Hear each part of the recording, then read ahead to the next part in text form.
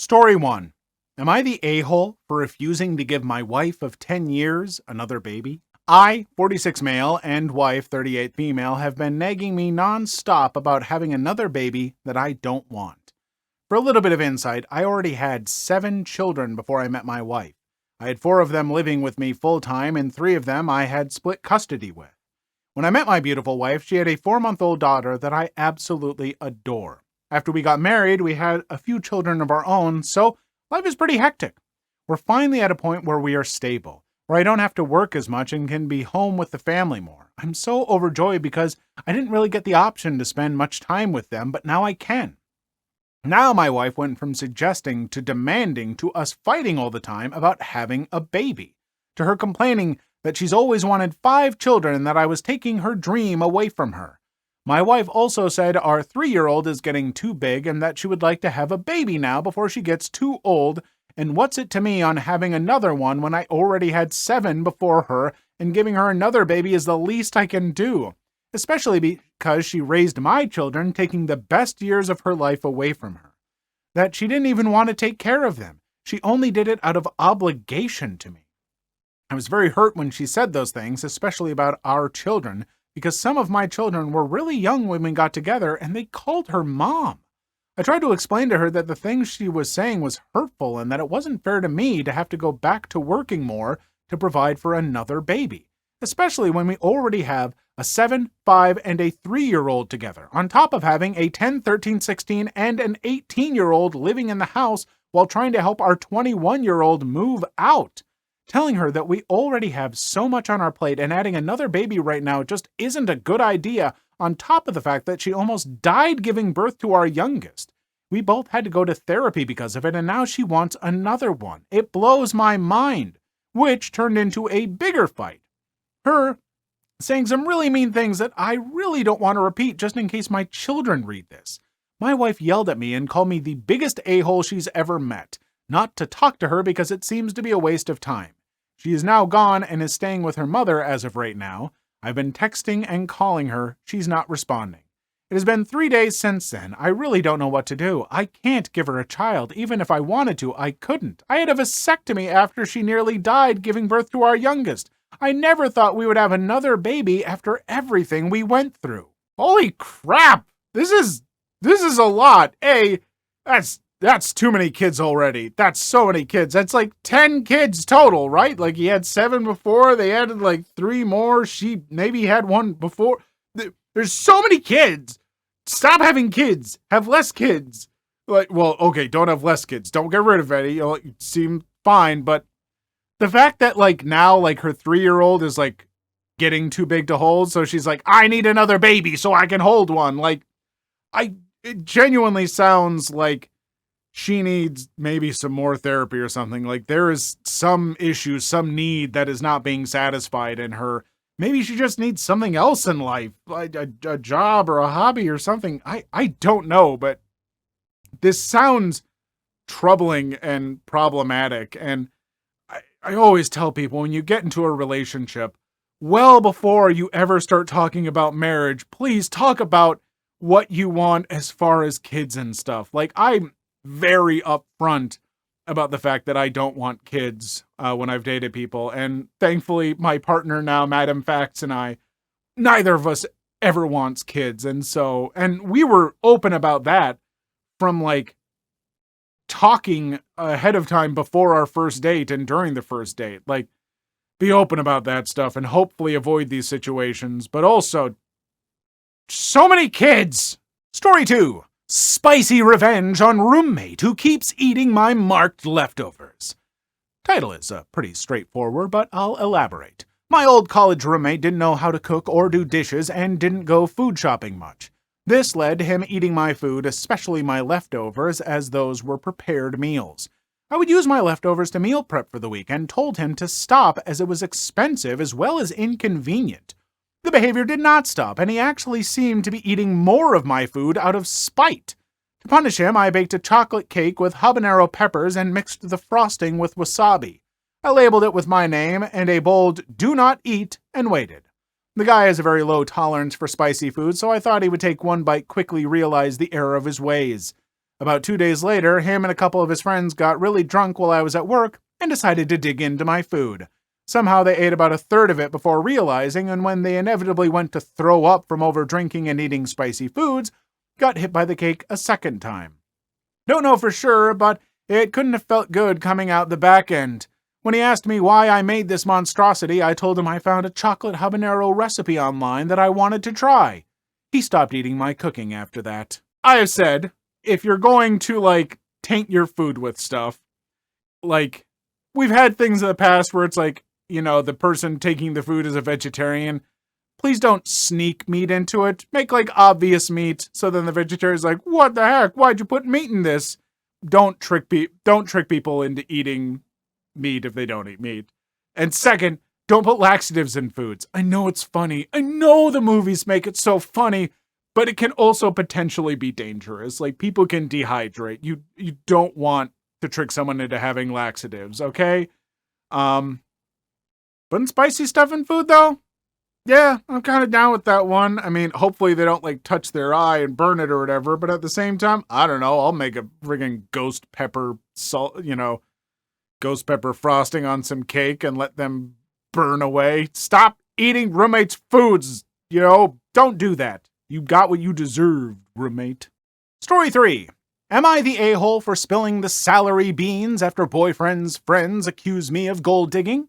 I'm in a relationship with a guy who also works in tech. He makes $68K and I make $130K. I'm a mechanical engineer at a robotics startup. He works at a more stable job doing programming at a large company. He brought me to his friends at a party and they asked me about myself. His friends mostly work in tech too and talked about themselves in terms of their job. I told them I'm a hiker, I do archery, I love road trips and camping and riding dirt bikes, etc. Basically talking about my hobbies because work is just a way to get paid and do the crap I love. It's not how I define myself, and it doesn't come to mind when someone wants me to tell them about myself.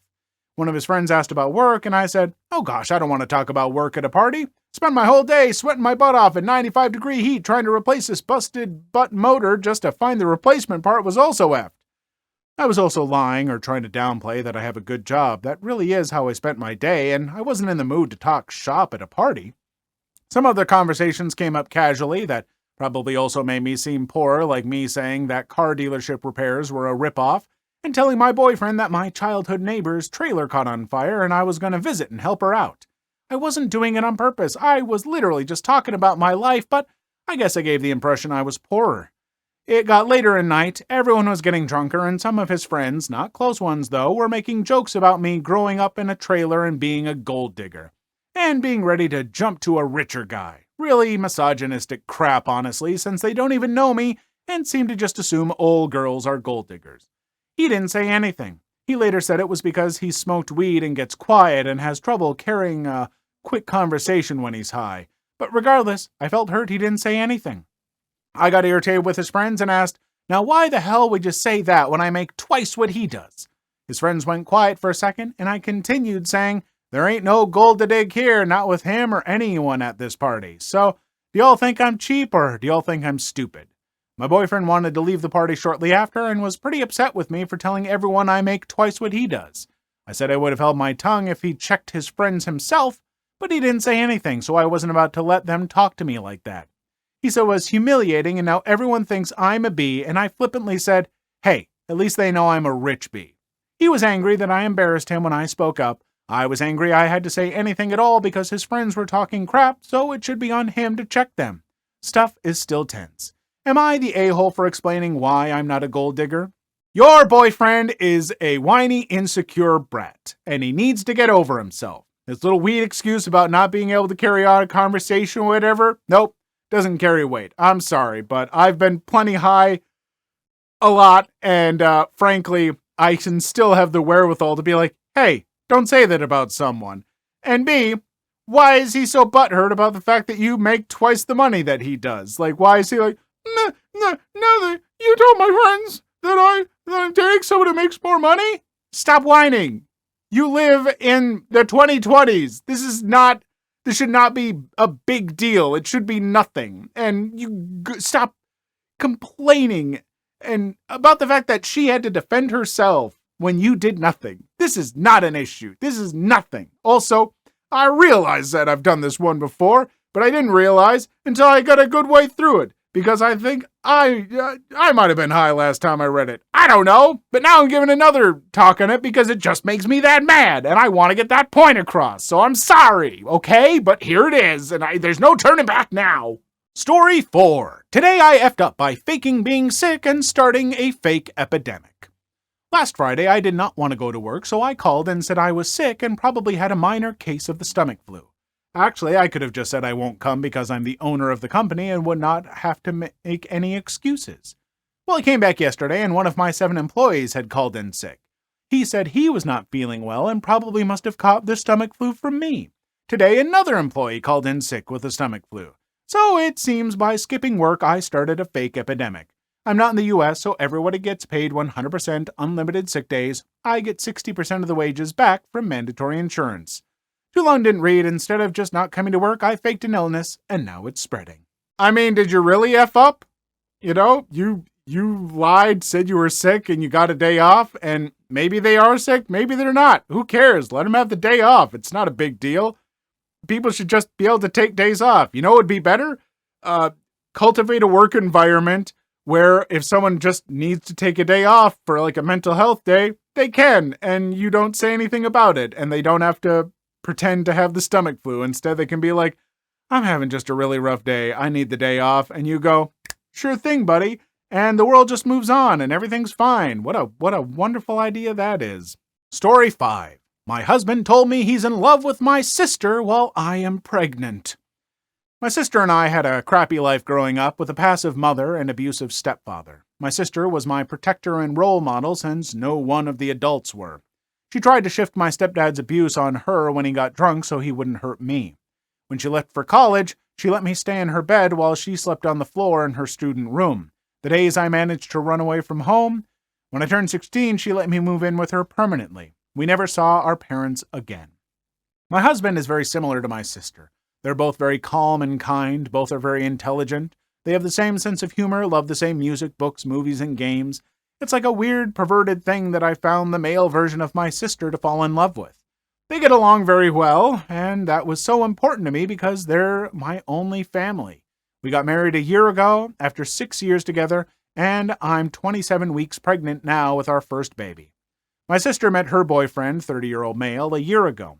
He got along very well with me and my husband, although I always felt that my husband never really liked the guy. When I asked him once why he didn't like him, he got flustered and told me that he didn't know it was noticeable and apologized. He told me he just didn't think he was good enough for her. Her boyfriend proposed to my sister last night. We were just having pizzas and they were having beers on my sister's balcony, and the boyfriend just suddenly went down on his knees and took out a ring. She was very surprised, but happy all the same, and said yes. When we went back home, my husband was a little tipsy. He told me he wasn't tired and that he was going to have one more beer and watch TV and that I should go to bed. I went back to the living area and he was sitting there crying. I asked him what's going on and he told me he was in love with my sister. He had been for years, but that he knew how wrong this was. He told me that he loved me very much and promised to be a good husband and father to our daughter. He slept on the couch. He's still sleeping now. I'm shocked and full of anxiety. I don't know what to do or how to feel about this. My sister, should I tell her? Nothing can be the same again, but she's my only family and my best friend. And my husband, is it over? I have been so blind now. I see everything. Of course he's in love with her. How could I be shocked now? Can I save this marriage and my baby? I promised her a better life than the one I had. I promised her kind and loving parents. I can't let her come to this world with estranged parents and new people in their lives. What can I do? First off, I think a thing that is harder for a kid than estranged parents are parents in a, contentious, bad relationship. That's so unhealthy for a kid. Staying together just for the kid very rarely works out well for the kid. Parents think it does. It's not great. Kids can tell it's bad news. Not necessarily every time, I don't know, but I would say mostly. As far as this, can you fix it? Can you save it? I would just say, couples therapy, have some real conversations. I don't know, but that's a weirdness. I don't know how to interpret that. I don't know. I think I wouldn't be okay with that. Like, I, but I don't know. That's because it's not like he has actively cheated now. He has, as some people would say, he has emotionally cheated, and that's fair. Yeah, I would just say a lot of talking, a lot of therapy, and maybe things can work out. Maybe you can work past it. But if not, it's not the end of the world. I know it could be really hard and heartbreaking, but you can find someone else. Things can get better, and your family can survive this. Please leave your story in the comments. I would love to make a video on them in the future. Also, don't forget to like and subscribe.